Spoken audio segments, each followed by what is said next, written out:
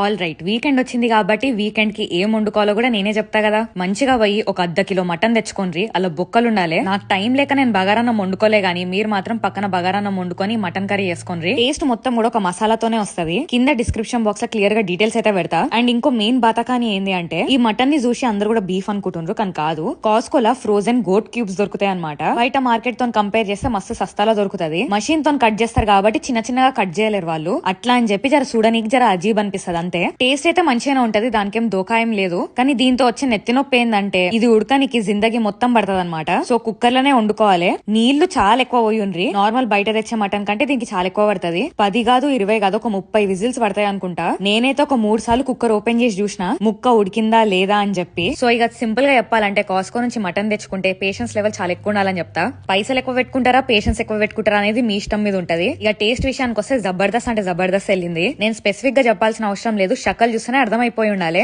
సమజ్ అవుతుంది కదా. సరే మరి ఉంటాం అలా.